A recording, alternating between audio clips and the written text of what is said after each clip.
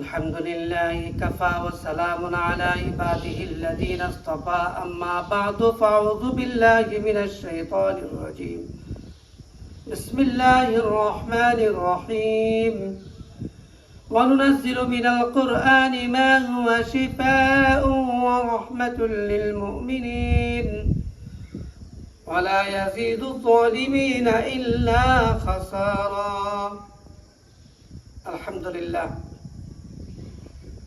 আমি তিব্বি রোহানির পক্ষ থেকে হাফেজ আব্দুল বাড়ি জরুরি একটি বিষয় নিয়ে আলোচনা করতে চাচ্ছি এবং জরুরি বিষয় যেটা মানুষের খুবই প্রয়োজন।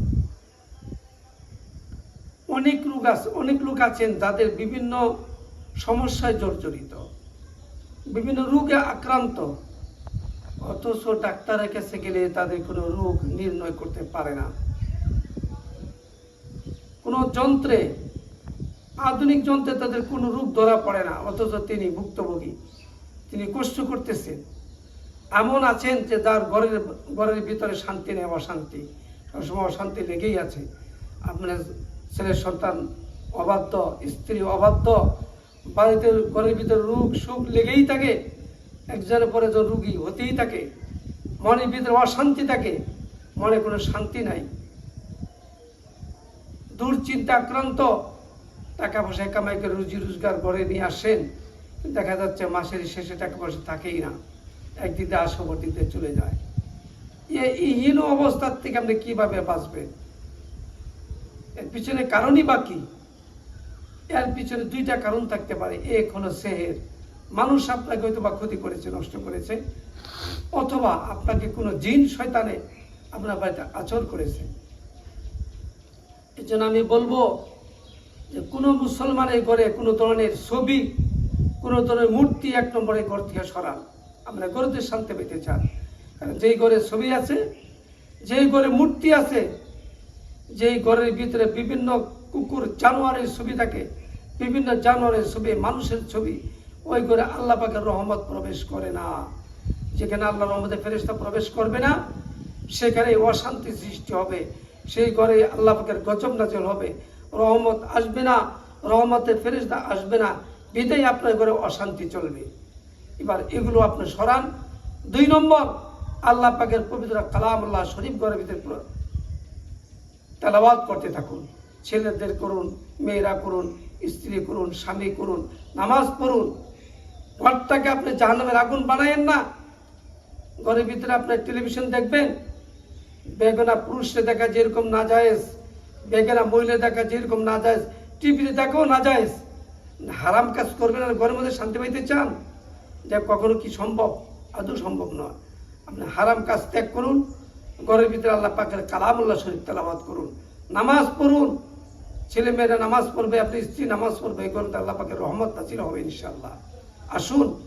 এবার যদি তারপরে আপনার ঘরে যদি কোনো প্রকার জাদু অথবা জিন্নাতের সমস্যা থাকে, জিন আপনাদের সমস্যা করতে পারে, কারণ জিন শয়তান মানুষের দুশমন।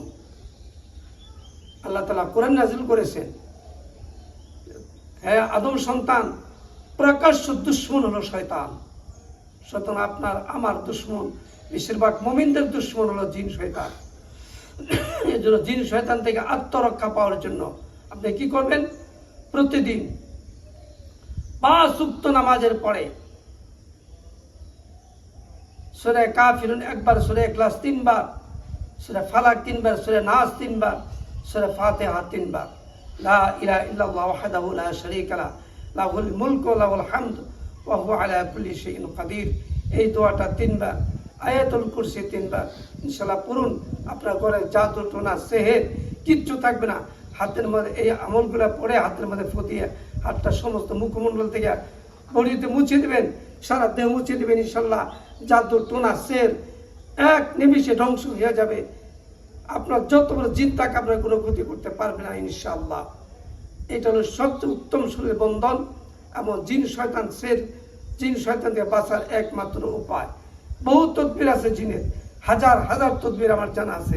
আমি একটা তদবির আপনাকে দিলাম, আপনি করে দেখুন। এই আমলগুলো করে, এই সূরাগুলো পড়ে আপনার পানির মধ্যে ফুদে আপনার পানি পান করুন আর গোসল করুন।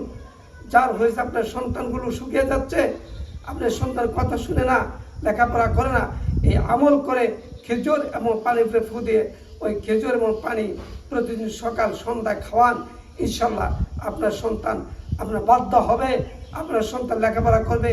যার পড়াশোনা ব্রেনে ধরে না, মনে থাকে না, ইনশাল্লাহ তাআলা তার ব্রেন শক্তি বাড়াই দেবে, স্মৃতির শক্তি বাড়াই দেবে।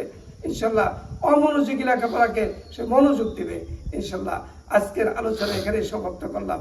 আসসালামু আলাইকুম ওয়া রাহমাতুল্লাহি ওয়া বারাকাতুহু।